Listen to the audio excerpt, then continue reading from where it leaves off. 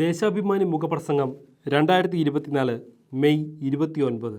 അഗ്നി ദുരന്തങ്ങൾ ആവർത്തിക്കുമ്പോൾ നിയമലംഘനങ്ങളുടെയും അനാവസ്ഥയുടെയും പരമ്പരയാണ് ഡൽഹിയിലും രാജ്കോട്ടിലും തീപിടുത്തങ്ങൾക്ക് കാരണമായതെന്ന് പ്രാഥമിക അന്വേഷണ റിപ്പോർട്ടുകൾ വിശദീകരിക്കുന്നു. 12 മണിക്കൂറിനിടെ ഉണ്ടായ ഈ തീപിടുത്തങ്ങളിൽ നവജാത ശിശുക്കളടക്കം 40ഓളം പേർ വെന്തുമരിച്ചു. കിഴക്കൻ ഡൽഹിയിൽ വിവേക് വിഹാറിലെ ശിശു ആശുപത്രിയിലും രാജ്കോട്ടിൽ ഗെയിമിംഗ് കേന്ദ്രത്തിലുമാണ് ഞെട്ടിപ്പിക്കുന്ന ദുരന്തങ്ങളുണ്ടായത്.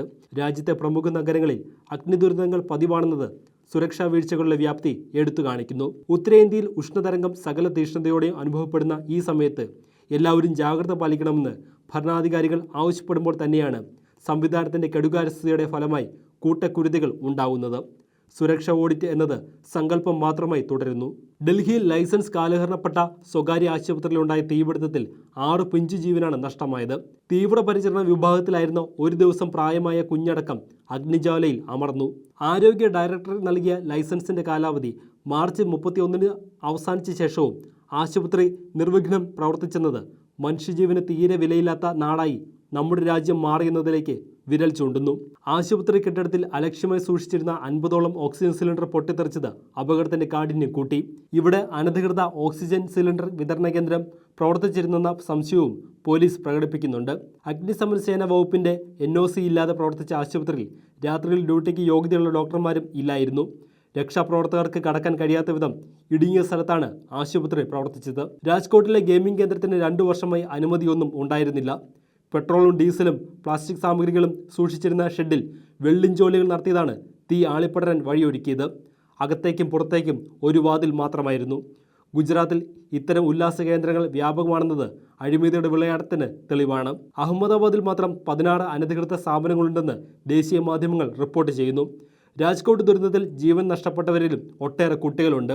സ്വമേധയെ കേസെടുത്ത ഗുജറാത്ത് ഹൈക്കോടതി സംസ്ഥാന സർക്കാരിൽ അവിശ്വാസം പ്രകടിപ്പിച്ചു. രാജ്കോട്ടിലെ കോവിഡ് ആശുപത്രിയിൽ 2020 നവംബറിലുണ്ടായ തീപിടുത്തത്തിൽ 5 പേർ വെന്തുമരിച്ചതിനെ തുടർന്ന് ഹൈക്കോടതി ഇടപെട്ടിരുന്നു. ജീവൻ രക്ഷിക്കേണ്ട ആശുപത്രികൾ കൊലക്കളങ്ങളായി മാറുന്നത് അംഗീകരിക്കാൻ കഴിയില്ലെന്നും സുരക്ഷ ഉറപ്പാക്കാൻ ആവശ്യമായ നടപടി അടിയന്തരമായി സ്വീകരിക്കണമെന്നും സംസ്ഥാന സർക്കാരിന് കോടതി നിർദ്ദേശം നൽകിയിരുന്നു. ഒന്നും സംഭവിച്ചില്ല. വികസനത്തിൻ്റെ പെരുമ്പറകൾ മുഴുകുന്ന മഹാനഗരങ്ങളിൽ അടിസ്ഥാന സുരക്ഷാ സംവിധാനങ്ങൾക്ക് തീരെ കുറഞ്ഞ പരിഗണനയാണ് ലഭിക്കുന്നത്. രാജ്യതലസ്ഥാനത്ത് ജനവാസ കേന്ദ്രങ്ങളിൽ അഗ്നിബാധകൾ പതിവാണ്. ഓരോ സംഭവത്തിൻ്റെ അന്വേഷണത്തിൽ വെളിപ്പെടുന്നത് സുരക്ഷാ മാനദണ്ഡങ്ങൾ ലംഘിച്ചുള്ള നിർമ്മാണങ്ങളും നടത്തിപ്പുമാണ്. 1997 ഡൽഹി ഗ്രീൻ പാർക്കിൽ 23 കുട്ടികളുടെ അടക്കം 59 പേരുടെ ജീവൻ അപഹരിച്ച ഉപഹാർ സിനിമ തിയേറ്റർ തീപിടുത്തത്തെക്കുറിച്ചുള്ള അന്വേഷണ റിപ്പോർട്ടിൽ ചൂണ്ടിക്കാണിച്ച വസ്തുതകൾ ഇന്നും പ്രസക്തം. കെട്ടിടത്തിൻ്റെ രൂപഘടനയിൽ അനധികൃത മാറ്റങ്ങൾ വരുത്തിയതാണ് രക്ഷാപ്രവർത്തനം അസാധ്യമാക്കിയതെന്നും മരണസംഖ്യ ഉയർത്തിയതെന്നും റിപ്പോർട്ടിൽ വ്യക്തമാക്കിയിരുന്നു. അനധികൃത നിർമ്മാണങ്ങൾ ഡൽഹിയിൽ ഏറ്റവും വലിയ വെല്ലുവിളിയാണ്. ഇക്കാര്യം നിയന്ത്രിക്കേണ്ട ഡൽഹി വികസന അതോറിറ്റി കേന്ദ്ര സർക്കാരിൻ്റെ രാഷ്ട്രീയ ചട്ടുകമായി മാത്രം പ്രവർത്തിക്കുന്നു. മറ്റ് പല സംസ്ഥാനങ്ങളിലും സ്ഥിതി വ്യത്യസ്തമല്ലെന്നാണ് ആവർത്തിക്കുന്ന ദുരന്തങ്ങൾ വ്യക്തമാക്കുന്നത്. 2021 നാഗ്പൂരിലെ ആശുപത്രിയിലുണ്ടായ തീപിടുത്തത്തിൽ 10 കുഞ്ഞുങ്ങൾ മരിച്ചത് വലിയ ഒച്ചപ്പാട് സൃഷ്ടിച്ചു. തുടർന്ന് മഹാരാഷ്ട്ര സർക്കാർ നടത്തിയ അന്വേഷണത്തിൽ സംസ്ഥാനത്തെ 80% ആശുപത്രികൾക്കും സുരക്ഷാനുമതി ഇല്ലായിരുന്നുവെന്ന് കണ്ടെത്തി.